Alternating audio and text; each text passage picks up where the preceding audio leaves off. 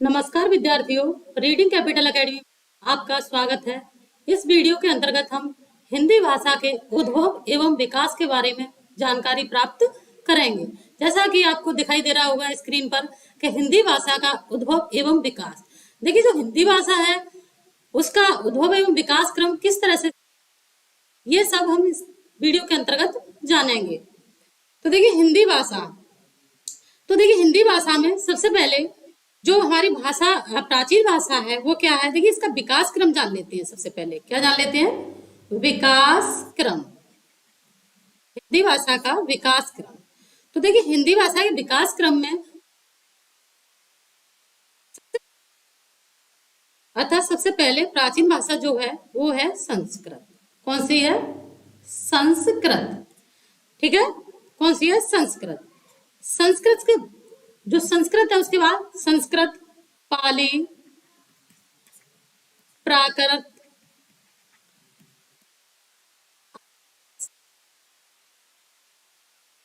ठीक है, संस्कृत, पाली, प्राकृत। ठीक, उसके बाद आती है आपकी अवहट्ट। कौन सी भाषा? अवहट्ट। और उसके बाद जाकर कहीं आती है हमारी जो प्रारंभिक हिंदी। कौन सी हिंदी? प्रारंभिक हिंदी, यानी प्रारंभिक हिंदी। ठीक है, यानी ये हमारा क्या है? ये हमारा विकास क्रम हिंदी का। ये विकास क्रम में है कि सबसे पहले क्या प्राचीन भाषा है हमारी संस्कृत, पाली, प्राकृत, अपभ्रंश, अवट्ट, प्रारंभिक हिंदी। इस तरह से हमारा ये विकास क्रम चला है। ठीक है, यानी सबसे पहले संस्कृत आई, प्राचीन भाषा है संस्कृत हमारी। फिर हमारी पाली हमारी वो देश की प्रथम भाषा मानी जाती है। क्या मानी जाती है? देश की प्रथम भाषा मानी जाती है। ठीक, पाली के बाद प्राकृत है, अपभ्रंश है, अवट्ट है, प्रारंभिक हिंदी है। ठीक है, तो देखिए अभी हम इसका जो क्या कहते हैं समय सीमा है ये जान लेते हैं। जो हमारी समय सीमा है वो जान लेते हैं पहले। तो देखिए, हिंदी भाषा का उद्भव एवं विकास, तो सबसे पहले हमारी भारतीय आर्य भाषा है। ठीक है, यानी भारतीय आर्य भाषा है। भारतीय आर्य भाषा है ना, भारतीय आर्य भाषा। भारतीय आर्य भाषा के अंतर्गत क्या क्या आता है? मध्यकालीन भारतीय आर्य भाषा है और आधुनिक कालीन भारतीय आर्य भाषा है।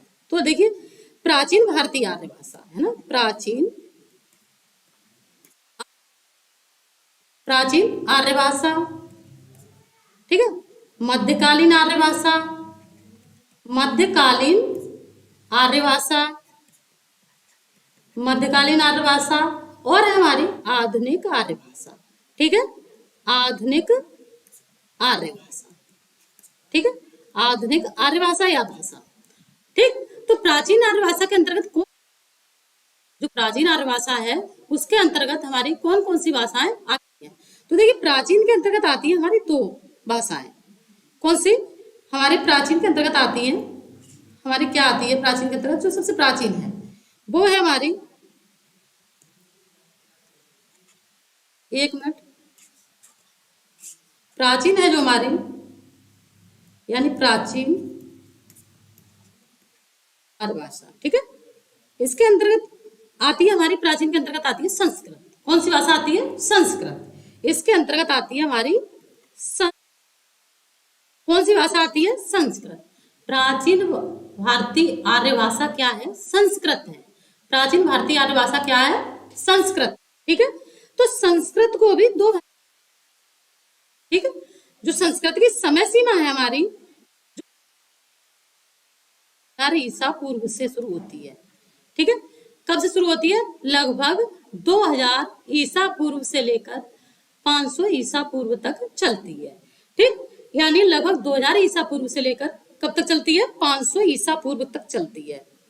ईसा पूर्व से लेकर 500 ईसा पूर्व तक चलती है। ठीक है, ईसा पूर्व तक, है ना। तो संस्कृत हमारी कब तक चलती है? 2000, लगभग 2000, किसी किसी किताब में 1500 भी लिखा हुआ मिलता है। लगभग 2000 ईसा पूर्व से लेकर 500 ईसा पूर्व तक हमारी संस्कृत है। ठीक, तो ये समय किसका है? संस्कृत। किस का? तो देखिए, संस्कृत में दो संस्कृत यानी एक तो थी हमारी वैदिक संस्कृत, एक लौकिक संस्कृत। वैदिक संस्कृत थी और एक थी लौकिक संस्कृत। ठीक, वैदिक संस्कृत, कौन संस्कृत? वैदिक संस्कृत, यानी संस्कृत के अंतर्गत वैदिक संस्कृत, लौकिक संस्कृत, लौकिक संस्कृत। ठीक है, यानी एक तो वैदिक संस्कृत हो गई, एक लौकिक संस्कृत, एक हो गई हमारी लौकिक संस्कृत।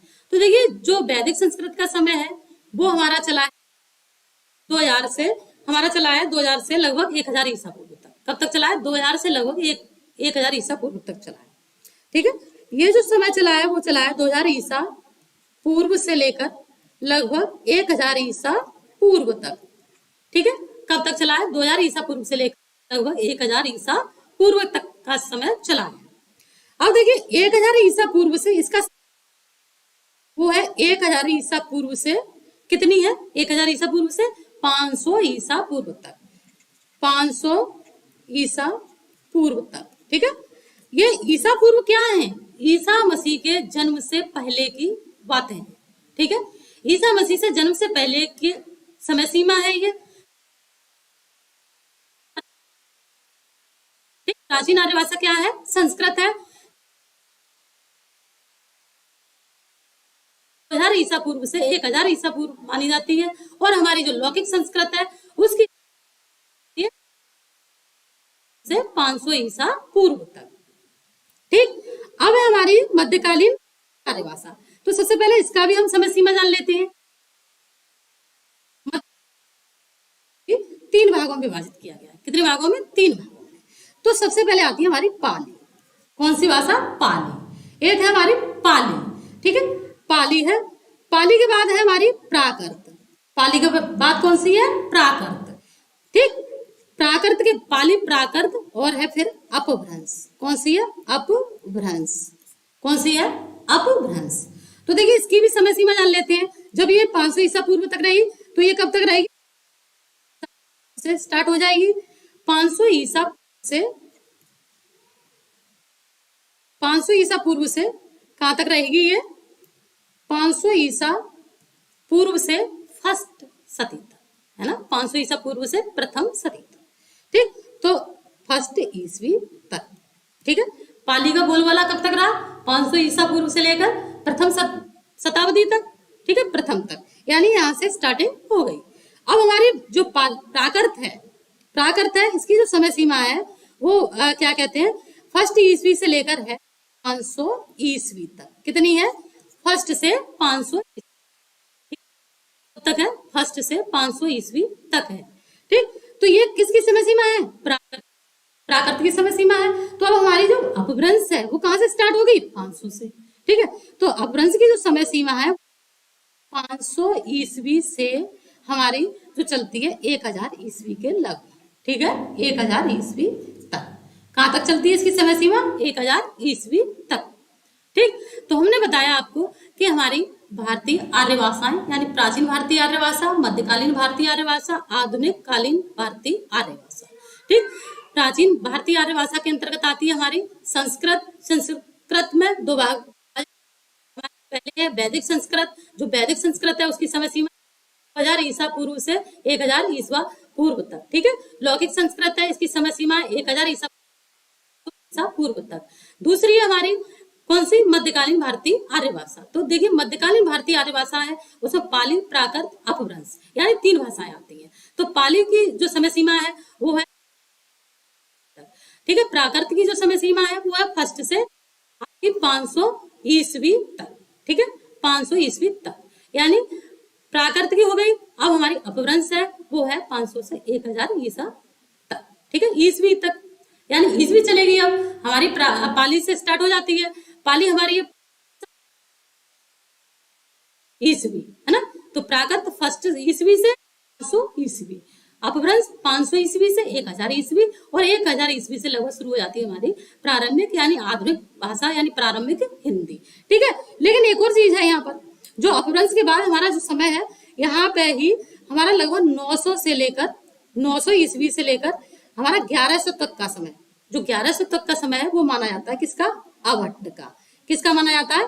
अभट्ट का। ठीक है, किसका माना जाता है? अभट्ट का माना जाता है। देखिए इसको यहाँ ना लिख के यहाँ लिख लेते हैं। अभट्ट का माना जाता है लगभग 900 से 900 ईस्वी से 1100 ईस्वी का समय क्या माना जाता है? अभट्ट का। ठीक है, अभट्ट यानी अभट्ट किससे पता कर सकते हैं? जैसे अभट्ट कीर्ति लता कीर्ति पताका की रचना जो विद्यापति ने की थी, किसमें की थी? अभट्ट में की थी। ठीक है, किसमें की थी? अभट्ट में। तो ये जो समय सीमा है ये हमारी समय सीमा है। ठीक है, तो चलिए हम इनके बारे में थोड़ा थोड़ा जान लेते हैं। जैसे हमारी वैदिक संस्कृत है, जो वैदिक संस्कृत है ये क्या है? ठीक है, ये वैदिक संस्कृत क्या है? तो आगे बढ़ते हैं। वैदिक संस्कृत यानी वैदिक संस्कृत, क्या? वैदिक संस्कृत। तो देखिए वैदिक संस्कृत की समय सीमा जान ली हमने। 2000 ईसा पूर्व से 2000 ईसा पूर्व से कितनी है? 1000 ईसा पूर्व तक। ठीक है, ईसा पूर्व तक इसकी समय सीमा क्या है? 2000 ईसा पूर्व से 1000 ईसा पूर्व तक। तो देखिए वैदिक संस्कृत के बारे में थोड़ी सी जानकारी लेते हैं। जो वैदिक संस्कृत है हमारी वो क्या है? प्राचीन भाषा है। कैसी है? प्राचीन भाषा है। ठीक, तो सबसे पहली बात तो यही है कि प्राचीन भाषा है। कैसी है? प्राचीन भाषा है। ठीक है, प्राचीन भाषा है। और ये किसकी भाषा है? वेदों की। ठीक है, वेदों की भाषा है। ठीक है, यानी जो हमारी वैदिक संस्कृत है वो किसकी भाषा है? वेदों की भाषा है। ठीक है, किसकी भाषा है? वेदों की भाषा है। ठीक है, किसकी भाषा है? वेदों की भाषा है। ठीक, तो देखिए वेद जान लेते हैं। हमारे वेद कितने हैं? जो हमारे वेद हैं वो है ऋग्वेद। कौन सा वेद? ऋग्वेद। जो ऋग्वेद है वो कैसा है? सबसे प्राचीन वेद है। ऋग्वेद हमारा सबसे प्राचीन वेद है। ठीक है, ऋग्वेद कैसा है? प्राचीन वेद है। ऋग्वेद प्राचीन वेद है। सबसे प्राचीन वेद कौन सा है? ऋग्वेद है। ठीक, उसके बाद आता है हमारा यजुर्वेद। यजुर्वेद, तो देखिए यजुर्वेद में क्या है? मंत्र है। यजुर्वेद में क्या है? मंत्र है। ठीक है, सामवेद। कौन सा वेद? सामवेद। इसे हम संगीत का वेद भी कहते हैं। सामवेद को क्या कहते हैं? संगीत का वेद भी कहते हैं।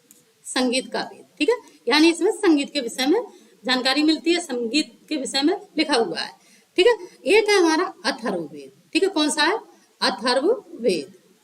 ठीक, क्या है? अथर्ववेद। क्या है? अथर्ववेद।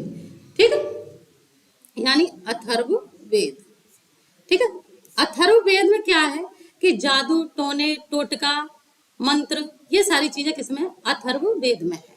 ठीक है, किसमें है? अथर्ववेद में। जादू टोना टोटका, ठीक है, ये सारी चीजें किसमें? अथर्ववेद में। तो ये हमने जानकारी प्राप्त की कि वेदों की भाषा यानी संस्कृत कौन सी? वैदिक संस्कृत वेदों की भाषा है और ये हमारी प्राचीन भाषा है। ठीक है, वेदों की भाषा और प्राचीन भाषा है हमारी क्या? संस्कृत। ठीक है, यानी कौन संस्कृत? वैदिक संस्कृत। ठीक है, तो इसे देखिए वैदिक संस्कृत को हम क्या कहते हैं? छंदस या छांदस भी कहते हैं। क्या कहते हैं? छंदस या छांदस।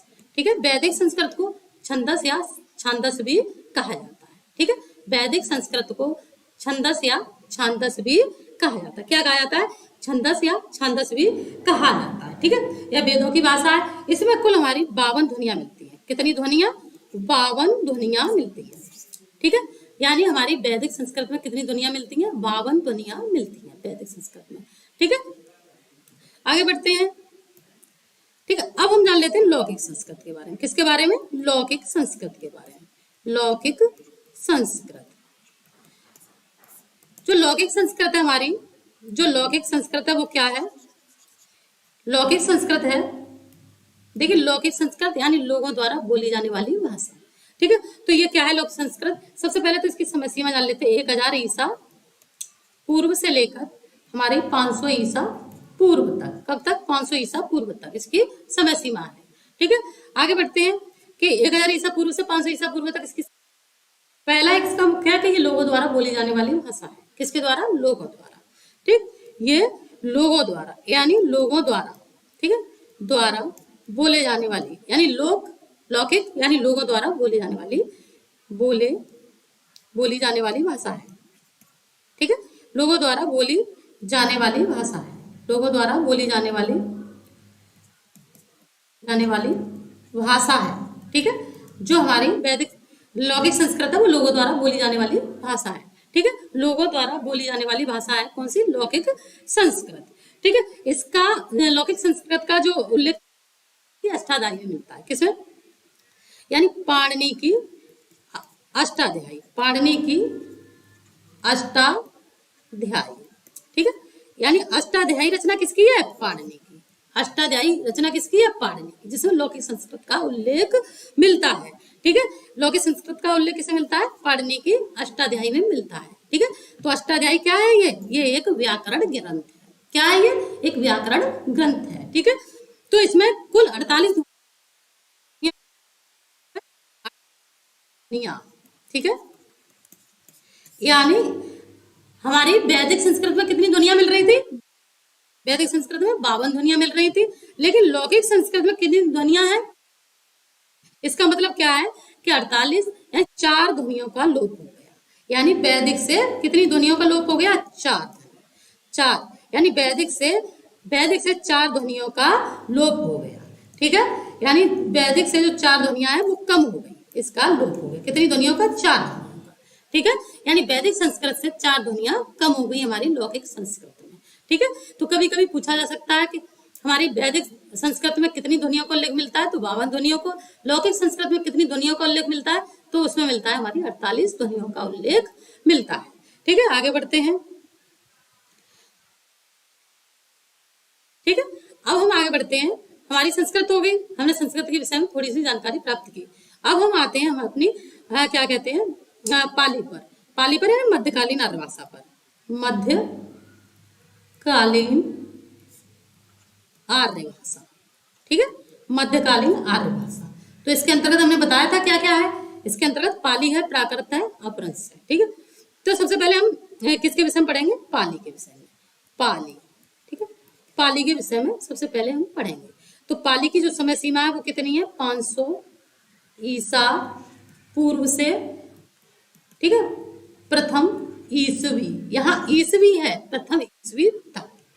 ठीक है, ये किसकी समय सीमा है? हमारी पाली। ये हमारी पाली की समय सीमा है 500 ईसा पूर्व से लेकर प्रथम ईसवी तक। अब देखिए पाली, सबसे पहले ये जान लेते हैं जो पाली है हमारी, पाली क्या है? ये बौद्ध धर्म की भाषा है। पाली किसकी भाषा है? बौद्ध धर्म की। और एक और बात कि ये हमारे देश की प्रथम देश भाषा है। ठीक है, तो पाली प्रथम देश भाषा है, प्रथम देश भाषा है। पाली क्या है? प्रथम देश भाषा है। ठीक है, पाली प्रथम देश भाषा है। पाली हमारी प्रथम देश भाषा और संस्कृत है हमारी प्राचीन भाषा। ठीक है, संस्कृत कैसी है? प्राचीन भाषा है, लेकिन पाली हमारी प्रथम देश भाषा। अगर शब्द आए तो हमें क्या करना है? पाली करना है। यानी प्रथम देश भाषा क्या है? पाली। ठीक है, और दूसरी बात इसके अंदर कि ये बौद्ध धर्म की भाषा है। किसकी है? बौद्ध धर्म की। ठीक है, किसकी है ये? बौद्ध धर्म की, यानी बौद्ध धर्म की भाषा है। जो हमारी पाली है ये किसकी भाषा है? बौद्ध धर्म की। अर्थात बौद्ध धर्म का प्रचार प्रसार किसमें किया गया है? पाली में किया गया है। बौद्ध धर्म का प्रचार प्रसार किसमें किया गया? पाली में किया गया है। ठीक है, तो देखिए पाली में हमारे क्या कहते हैं? त्रिपिटक मिलते हैं। पाली में क्या मिलते हैं? त्रिपिटक। ठीक है, त्रिपिटक मिलते हैं, त्रिपिटक। तो त्रिपिटक में कौन कौन आता है?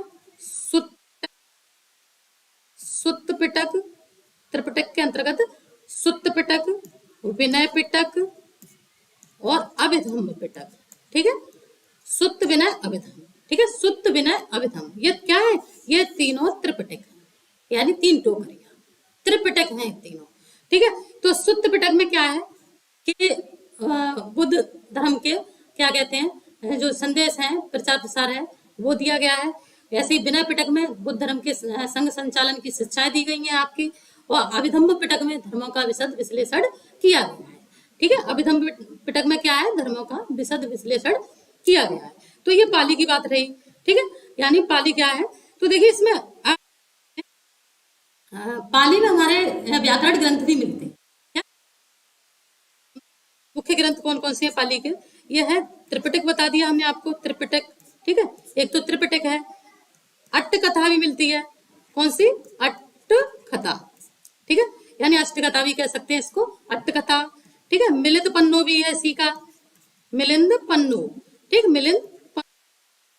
ठीक है, मिलित पन्नो भी है, दीपवंश, महावंश, दीपवंश, ठीक है, महावंश, दीपवंश और महावंश, दीपवंश और महावंश, ठीक है। तो ये सब क्या है, ये हमारे पाली के ग्रंथ हैं, ठीक है। अट्टकथा, मिलित पन्नो, दीपवंश, महावंश, ये क्या है, ये हमारे पाली के ग्रंथ हैं, ठीक है। त्रिपिटक, त्रिपिटक भी है, तो ये हमारे पाली के ग्रंथ हैं, ठीक। आगे बढ़ते हैं। देखिए पाली में जो सबसे ठीक है कौन सा है, विशुद्ध मग्ग, विशुद्ध मग्ग जो पाली का सबसे अच्छा व्याकरण ग्रंथ, ठीक है। एक कच्चायन हुए, कच्चायन पाली में, ठीक है। तो इन्होंने 41 ध्वनियां बताई हैं, पाली में कितनी ध्वनियां बताई हैं, 41 ध्वनियां बताई हैं पाली में, ठीक है। आगे बढ़ते हैं, पाली को हमने जान लिया, ठीक है। पाली के बाद आती है हमारी प्राक, कौन सी, प्राकृत, ठीक है। हाँ एक चीज रह गई थी हमारी, जैसे क्या कहते हैं, ये जो मध्यकालीन आर्य भाषा में पाली कराई, ठीक है, इसमें मोस्ट चीज रह गई थी कि पाली को प्रथम प्राकृत भी कहते हैं, ठीक है। यानी पाली को, ये कई बार पूछा गया है टीजीटी पीजीटी में, पाली को प्रथम प्राकृत, ठीक है, प्राकृत भी कहते हैं, पाली को प्रथम प्राकृत भी कहते हैं, ठीक है। ये जो है यानी प्रथम प्राकृत किसे कहते हैं, तो प्रथम प्राकृत किसे कहते हैं, पाली को कहते हैं, प्रथम प्राकृत पाली को कहते हैं, ठीक है।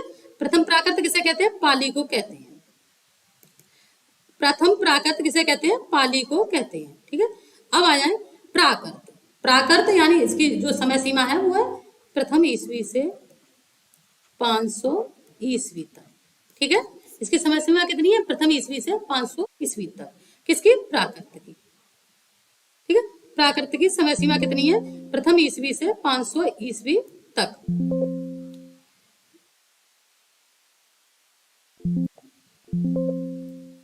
एक मिनट रुकिए, प्रथम ईस्वी से 500 ईस्वी तक इसकी क्या कहते हैं, प्राकृत की, ठीक है। तो इसे हम द्वितीय प्राकृत भी कहते हैं, क्या कहते हैं, द्वितीय प्राकृत भी कहते हैं, द्वितीय प्राकृत भी कहते हैं, किसको, पाली को, इसको प्राकृत को, ठीक है। प्राकृत को क्या कहते हैं, द्वितीय प्राकृत भी कहते हैं, ठीक है। प्राकृत को क्या कहते हैं, द्वितीय प्राकृत भी कहते हैं। एक मिनट रुकिए, ये सिस्टम में कोई गड़बड़ है, द्वितीय प्राकृत भी कहते हैं, पाली को क्या कहते हैं, द्वितीय प्राकृत भी कहते हैं, ठीक है, सही हो गया सिस्टम, पाली को द्वितीय प्राकृत भी कहते हैं, ठीक है। पाली को क्या कहते हैं, द्वितीय प्राकृत भी कहते हैं, ठीक है। यानी इसको प्राकृत को, सॉरी प्राकृत को द्वितीय प्राकृत भी कहते हैं, पाली को प्रथम प्राकृत, प्राकृत को द्वितीय, इस तरह से है। तो देखिए प्राकृत क्या है, ये सबसे पहली बात है कि प्राकृत है वो जैन धर्मावलंबियों की, किसकी, जैन धर्मावलंबियों की भाषा है, ठीक है, की भाषा है, जैन धर्मावलंबियों की भाषा है, कौन सी, हमारी प्राकृत, जिसे हम द्वितीय प्राकृत भी कहते हैं, यह जैन धर्मावलंबियों की भाषा है। यानी ये इसमें जैन धर्म का जो प्रचार प्रसार है वो किसमें हुआ है, दूसरी बात है इसके अंदर कि इसका जो उल्लेख है वो भरत मुनि की नाट्य शास्त्र में मिलता है, ठीक है। प्राकृत का उल्लेख, ठीक है, प्राकृत का उल्लेख भरत मुनि की किसकी, भरत मुनि की नाट्य शास्त्र में मिलता है, किसमें मिलता है उल्लेख, भरत मुनि की नाट्य शास्त्र में मिलता है, ठीक है। यानी प्राकृत का उल्लेख कहाँ मिलता है, भरत मुनि की नाट्य शास्त्र में मिलता है, ठीक है। नाट्य शास्त्र उनका एक ग्रंथ है, किसका, भरत मुनि का, नाट्य शास्त्र किसका है, भरत मुनि का, ठीक है। तो इसका उल्लेख कहाँ मिलता है, भरत मुनि की नाट्य शास्त्र में मिलता है। तो देखिए प्राकृत व्याकरणों में एक नाम है वररुचि, ठीक है, 7वीं शताब्दी की वररुचि। तो प्राकृतिक व्याकरणों में, ठीक है, व्याकरणों में एक नाम मिलता है किसका, वररुचि का, ठीक है, वररुचि, किसका नाम, वररुचि। तो इन्होंने क्या लिखा है, प्राकृत प्रकाश, ठीक है, वररुचि का नाम मिलता है, इन्होंने प्राकृत प्रकाश की रचना की है, और लगभग ये है सातवीं शताब्दी के। किसके हैं? सातवीं शताब्दी के हैं। कौन? वररुचि। तो इनकी रचना का नाम क्या है? प्राकृत प्रकाश किसकी है? वररुचि की रचना है। ठीक है, प्राकृत प्रकाश किसकी है? वररुचि की रचना है प्राकृत प्रकाश। ठीक है, प्राकृत प्रकाश वररुचि की रचना है। ठीक है, और इसमें कितने? 12 परिच्छेद हैं। कितने परिच्छेद हैं? 12 परिच्छेद हैं। ठीक है, यानी जो प्राकृत प्रकाश है हमारी, इसमें 12 परिच्छेद है। कितने परिच्छेद है? 12 परिच्छेद हैं किसमें? प्राकृत प्रकाश में। और प्राकृत प्रकाश किसकी रचना है? वररुचि की रचना है। और ये लगभग 7वीं शताब्दी के कवि हैं। कौन? वररुचि। ठीक है, लगभग 7वीं शताब्दी कवि माने जाते हैं। ठीक, तो क्या है? इसका उल्लेख मिलता है किसमें? क्या कहते हैं? प्राकृत में। प्राकृत का उल्लेख मिलता है वररुचि की रचना प्राकृत प्रकाश में। ठीक है, आगे बढ़ते हैं हम। ठीक है, हेमचंद्र को। कौन? हेमचंद्र। ठीक है, सभी ने नाम सुना होगा हेमचंद्र का। हेमचंद्र, हेमचंद्र को क्या कहा जाता है? हेमचंद्र को पाणिनि कहा जाता है। ठीक है, हेमचंद्र को प्राकृत प्राकृत का पाणिनि, हेमचंद्र को प्राकृत का पाणिनि कहा जाता है। ठीक है, कभी पूछा जाए कि प्राकृत का पाणिनि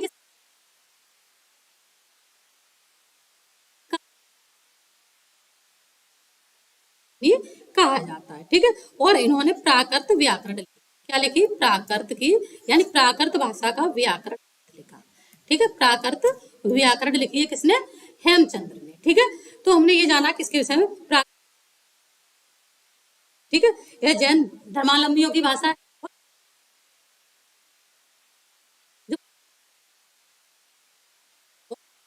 रास और रासक शब्दों का उल्लेख कहाँ मिलता है? प्राकृत में मिलता है। ठीक है, प्राकृत में मिलता है। ठीक है, रास और रासक शब्दों का उल्लेख प्राकृत में मिलता है। आगे बढ़ते हैं। ठीक है, तो ये हमारी हो गई प्राकृत। ठीक है, पाली हो गई, प्राकृत हो गई। अब आ जाते हैं अपभ्रंश पर। किस पर? अपभ्रंश पर। अपभ्रंश, अपभ्रंश। तो देखिए अपभ्रंश की जो क्या कहते हैं, अपभ्रंश की समय सीमा है वो चलती है हमारी 500 ईस्वी से लेकर 1000 ईस्वी तक। ठीक है, 500 ईस्वी से, ठीक है, 1000 ईस्वी तक, है ना, 1000 ईस्वी तक, 500 ईस्वी से 1000 ईस्वी तक चलती है अपभ्रंश की समय सीमा। तो देखिए अपभ्रंश ये क्या है? ये मध्यकालीन आर्य भाषा है, और ये मध्यकालीन आर्य भाषा और आधुनिक आर्य भाषाओं के बीच की कड़ी है। ठीक है, तो सबसे पहला पॉइंट इसका यही है कि कौन सी भाषा? मध्यकालीन आर्य भाषा और आधुनिक आर्य भाषाओं के बीच की कड़ी है। तो देखिए यह मध्यकालीन आर्य भाषा, यह मध्यकालीन आर्य भाषा, क्या चीज? मध्यकालीन आर्य भाषा, यह मध्यकालीन आर्य भाषा, और यह मध्यकालीन आर्य भाषा और आधुनिक आर्य भाषा। कौन सी? आधुनिक आर्य भाषा के बीच की कड़ी है। ठीक है, बीच की कड़ी है। ठीक है, जैसे हमने पढ़ाया था संस्कृत, पाली, प्राकृत, ये जो है हमारी अपभ्रंश, ये ऐसे प्रश्न आ सकता है कि मध्यकालीन आर्य भाषा और आधुनिक आर्य भाषा की कड़ी क्या है? तो वो है हमारी कौन सी? अपभ्रंश। ठीक है, तो क्या है? वह है हमारी अपभ्रंश, यानी मध्यकालीन आर्य भाषा और आधुनिक आर्य भाषाओं के बीच की कड़ी अपभ्रंश है। ठीक है, कौन सी है? हमारी अपभ्रंश है। ठीक है, इसका भी उल्लेख हमारी भरत मुनि की नाट्य, तो भरत मुनि की नाट्य शास्त्र में से, भरत मुनि ने नाट्य शास्त्र में से, नाट्य शास्त्र में इसको क्या कहा है? विभ्रष्ट कहा है। क्या कहा है? विभ्रष्ट, यानी बिगड़ा हुआ। ठीक है, क्या कहा है? विभ्रष्ट कहा है। भरत मुनि ने अपनी नाट्य शास्त्र में किसको? अपभ्रंश को विभ्रष्ट कहा है। क्या कहा है? विभ्रष्ट कहा है। ठीक है, क्या कहा है? विभ्रष्ट कहा है। ठीक है, और इसका उल्लेख कहाँ मिलता है? देखिए कालिदास का विक्रम मौर्य वसीयम नाटक है, उसमें भी प्राकृत का, इसका अपभ्रंश का उल्लेख मिलता है। ठीक है, तो देखिए इसके अपभ्रंश के कुछ छंद, अपभ्रंश के कुछ छंदों का उल्लेख, छंदों का उल्लेख कहाँ मिलता है? उल्लेख हमारे कालिदास है, ठीक है, कालिदास के विक्रम मौर्य वसीयम, विक्रम मौर्य वसीयम, ठीक है, ये नाटक किसका है? कालिदास का है। तो इसमें अपभ्रंश के कुछ छंदों का उल्लेख कालिदास के विक्रम मौर्य वसीयम में भी मिलता है, ठीक है। कुछ छंदों का उल्लेख किसे मिलता है? कालिदास के मौर्य वसीयम में मिलता है, ठीक है। किसका उल्लेख? हमारी अपभ्रंश के कुछ छंद कालिदास की विक्रम मौर्य वसीयम में कुछ छंद हैं अपभ्रंश के, ठीक है। आगे बढ़ते हैं। देखिए अब देखिए अपभ्रंश के कुछ महत्वपूर्ण कवि हैं अपभ्रंश के, वो कौन कौन है? देखिए अपभ्रंश के प्रमुख कवि, ठीक है, प्रमुख कवि, अपभ्रंश के प्रमुख कवि। तो देखिए सबसे पहले तो हमारे हैं स्वयं। कौन? स्वयं। अपभ्रंश के प्रमुख कवि हैं हमारे कौन कौन? स्वयं, ठीक है, स्वयंभू। ये 7वीं 8वीं शताब्दी का माना जाता है, 7वीं 8वीं शताब्दी का लगभग, ठीक है, 7वीं 8वीं शताब्दी के माने जाते हैं। कौन? स्वयंभू। एक है हमारे कौन? पुष्पदंत, ठीक है, ये 10वीं शताब्दी के माने जाते हैं, 10वीं शताब्दी के, ठीक है, पुष्पदंत, ठीक है। कौन? स्वयंभू, पुष्पदंत। और एक हमारे धनपाल। कौन से हैं? धनपाल, ठीक है।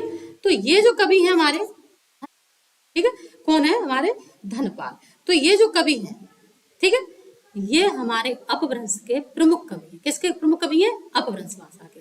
तो देखिए स्वयंभू को तो अपभ्रंश का वाल्मीकि कहा जाता है, ठीक है। स्वयंभू को, किस कवि को अपभ्रंश का वाल्मीकि कहा जाता है? तो बोलेंगे स्वयंभू को, ठीक है। स्वयंभू को, किसको?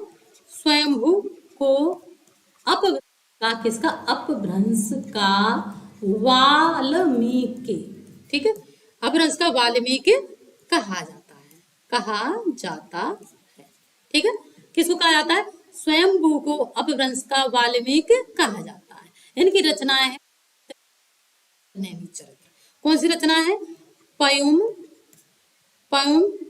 चरियो, ठीक है, और अरिष्ट नैमिचरित, ये किसके हैं? स्वयं। ये पयमचरियो क्या है? ये पयमचरियो जो है अपभ्रंश का राम काव्य है। क्या है?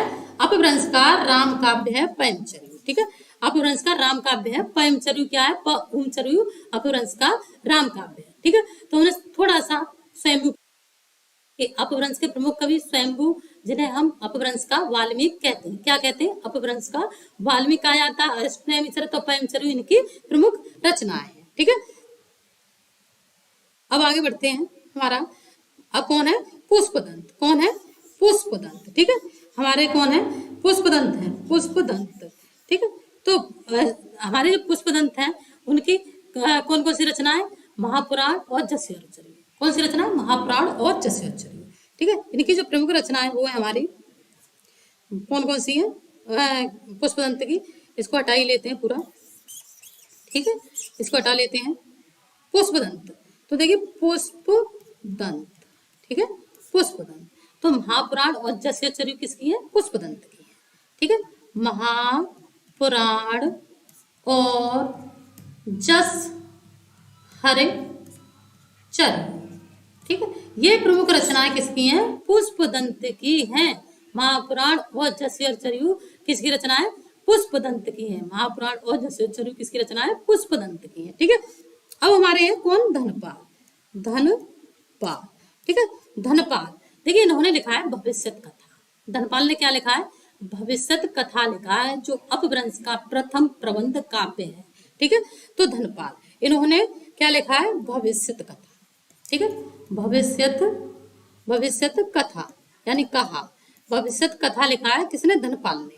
और यही क्या है? अपभ्रंश का प्रथम प्रबंध काव्य है। अपभ्रंश का प्रथम प्रबंध काव्य, ठीक है। अपभ्रंश का प्रथम प्रबंध काव्य क्या है? अपभ्रंश का प्रथम प्रबंध काव्य क्या है? हमारा भविष्यत कथा अपभ्रंश का प्रथम प्रबंध काव्य माना जाता है, ठीक है। और भविष्यत कथा का संपादन किसने किया था? संपादन डॉक्टर याकोबी ने, ठीक है, याकोबी ने, ऐसा माना जाता है कि भविष्य कथा का संपादन डॉक्टर याकूबी ने किया था। ठीक है, तो धनपाल भविष्य कथा किसकी है? धनपाल की रचना है और इसे अपभ्रंश का प्रथम काव्य माना जाता है। किसको? अपभ्रंश का प्रथम काव्य माना जाता है। किसको? भविष्य कथा को। और भविष्य कथा किसकी रचना है? धनपाल की रचना है। ठीक है, तो अपभ्रंश के प्रमुख 3 कवि हैं, और भी हैं बहुत सारे कवि, लेकिन ये प्रमुख कवि। ठीक है, इन्हें क्या कहा जाता है? अपभ्रंश का वाल्मीकि कहा जाता है। एक हमारे पुष्पदंत। ठीक है, पुष्पदंत की